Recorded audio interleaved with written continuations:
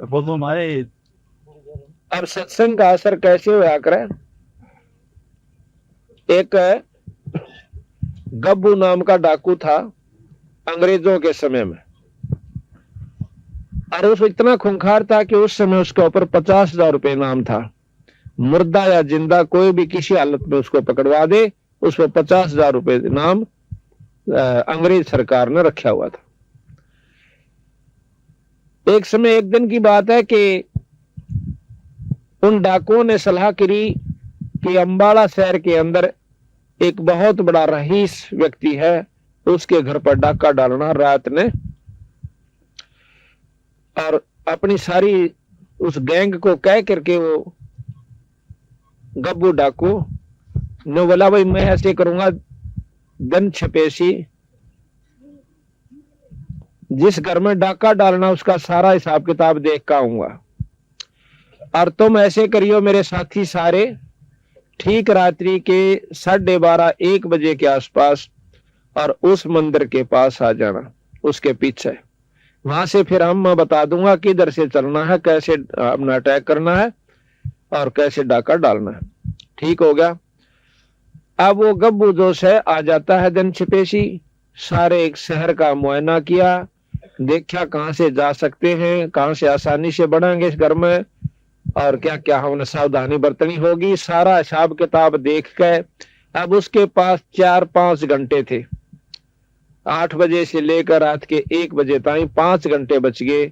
अब उसने सोचा इन समय ने कहाँ व्यतीत करूं कि कोई मेरे पर शक भी ना कर ले, वह ऐसा कोई स्थान मिला जहां पर मैं बैठ सकूं। शाम के 9-9:30 बजे से उसने देखा कि कोई आवाज आ रही है, जहां पर बहुत से आदमी भी इकट्ठे हो रहे हैं, 50, 100, 200। उसने देखा कि यहाँ कोई प्रवचन सत्संग हो रहे हैं। वो जाकर के वहां बैठ जाता है, सबसे उत्तम समय समझ कर कि इससे बढ़िया और कोई स्थान नहीं होगा, ना तो कोई यहाँ पहचान सकता, सब अपने काम में लगे हुए ध्यान से सत्संग सुन रहे, वो भी बैठ जाता है। अब देखो आग के ऊपर हाथ से जान के टिक जाओ, और चाहे अनजाने में आग ना अपना काम जरूर करना होता है। इसी प्रकार सत्संग में चाहे को जानबूझ का आ जाइयो और चाहे अनजाने में, भाई सत्संग ने अपना काम अवश्य करना। तो सत्संग में बताया गया कि यो सौदा फेर नाही रे संतो, यो सौदा फेर नाही, यो सौदा फेर नाही रे संतो, यो सौदा फेर नाही, यो सौदा फेर नाही रे संतो, यो सौदा फेर नाही। लोहे के साथ आव जात है, लोहे के साथ आव जात है, काया दे सराय रे संतो, यो सौदा फेर नाई, यो सौदा फेर नाई रे संतो, यो सौदा फेर नाई। 3 लोक और भवन चतुर्दश, 3 लोक और भवन चतुर्दश, सब जग सौद आही रे संतो, यो सौदा फेर नाई, यो सौदा फेर नाई रे संतो, यो सौदा फेर नाई। दुगणे तिगणे करे चौगणे, दुगणे तिगणे करे चौगणे, किन्हू मूल गवाई रे संतो, यो सौदा फेर नाई, यो सौदा फेर नाई रे संतो, यो सौदा फेर नाई।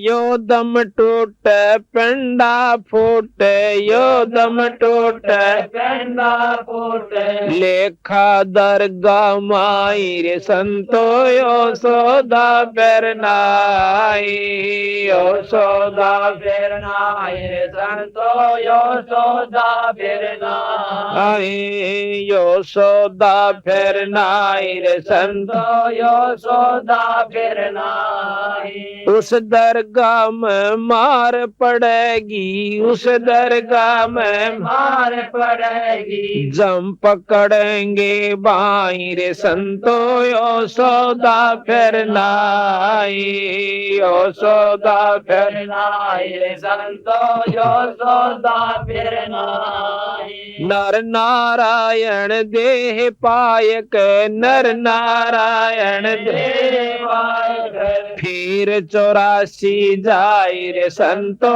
यशोदा फिर नाई। यशोदा फिर नाई रे संतो यशोदा फिर नाई। जादन की मोह डरनी लाग जोदन की मोह डरनी लाग लज्जा रे अकनाई रे संतो यशोदा फिर नाई। यशोदा फिर नाई रे संतो यशोदा फिर नाई। जा सतगुरु के मैं बलिहारी जा सतगुरु के मैं बलिहारी। जो जामन मरण मिटाई रे संतो यशोदा फिर नाई। यशोदा फिर नाई रे संतो यशोदा फिर नाई। कुल परिवार तेरा सकल कबीला कुल परिवार तेरा सकल कबीला मसलत एक ठहराई रे संतो यशोदा फिर नाई।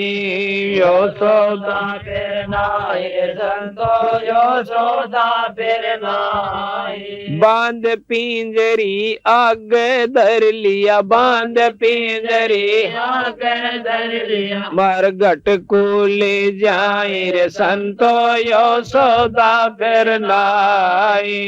यशोदा फिर नाई रे संतो यशोदा फिर नाई। अग्नि लगा दिया जगदम्बा अग्नि लगा दिया जगदम्बा फूक दिया उस ठाई रे संतो यशोदा फिर नाई। यशोदा फिर नाई रे संतो यशोदा फिर नाई। वेद बांध फिर पंडित आए वेद बांध फिर पंडित आए पीछे गरुड़ पढ़ाई रे संतो यशोदा फिर नाई। यशोदा फिर नाई संतो यशोदा फिर नाई। नर सेती तू पसुआ की जय नर सेती तो पसवा की जय। गद्दा बैल बनाई रे संतो यशोदा फिर नाई। यशोदा फिर नाई रे संतो यशोदा फिर नाई। 56 भोग कहाँ मन बोरे 56 भोग कहाँ मन बोरे कोरड़ी चरणे जाई रे संतो यशोदा फिर नाई। यशोदा फिर नाई रे संतो यशोदा फिर नाई। प्रेत शला पर जाए बिराजे प्रेत शला पर जाए बिराजे पितरों पिंड वराई रे संतो यशोदा फिर नाई। यशोदा फिर नाई रे संतो यशोदा फिर नाई। यशोदा फिर नाई रे संतो यशोदा फिर नाई। जय सतगुरु की बोर श्राद्ध खान को आए बोर श्राद्ध खान को आए काग वही कलमाई रे संतो यशोदा फिर नाई। यशोदा फिर नाई रे संतो यशोदा फिर नाई। जय सतगुरु की संगत करते जय सतगुरु की संगत करते सकल कर्म कट जाई रे संतो यशोदा फिर नाई। यशोदा फिर नाई रे संतो यशोदा फिर नाई। अमरपुरी पर आसन होते अमरपुरे पर, आसन होते जहाँ धूप ना छाई रे संतो यो सौदा फिर लाई, यो सौदा फिर नाय रे संतो यो सौदा फिर नाय। सुरत नरत मन पवन पियाना, सुरत नरत मन पवन पियाना, शब्द समाई रे संतो यो सौदा फिर नाई, यो सौदा फिर नाई रे संतो यो सौदा फिर नाय। गरीबदास गलतान महल में, गरीबदास गलतान महल में, मिले कबीर गोसाई रे संतो यो सौदा फिर नाई, यो सौदा फिर नाई रे संतो यो सौदा फिर नाय। सत्साही। अभी आपने सुना ये बंदी छोड़ गरीबदास महाराज का शब्द है कि ये सौदा फिर ना ही संतो, ये सौदा फिर ना ही। तो इस प्रकार हमने पता, महाराज कहते हैं ये संसार समझदा नहीं, ये संसार समझदा नहीं, कहंदा शाम दोपहरे नु गरीबदास यू वक्त जाता रोगे इस पैरे नु, इस समय न रोगे फिर हाथ नहीं आवेगा। तो इस प्रकार बताया है कि बहुत श्राद्ध खान कुआए काग बहे कलमाही, और सारा नमेड़ा करने से बंदी छोड़ गरीबदास जी के जय सतगुरु की संगत करते तेरे सकल कर्म कट जाई, अमरपुरी पर आसन होते जहां धूप ना छाए। यानी सतलोक में चला जाता अगर ढंग से भक्ति करता, वहां फिर ना धूप है ना छाया, यानी ना गर्मी है ना सर्दी, ना दुख है और ना इस जिसको हम सुख समझते औलाद और संपत्ति का, ये वहां नहीं है। वहां तो इतना सुंदर शरीर मिलता है, ना फिर मरता, और अरबों संख्यों असंख्य वर्ष की हमारी उम्र हो जाती है उस लोग सतलोक के अंदर जाए पाछे।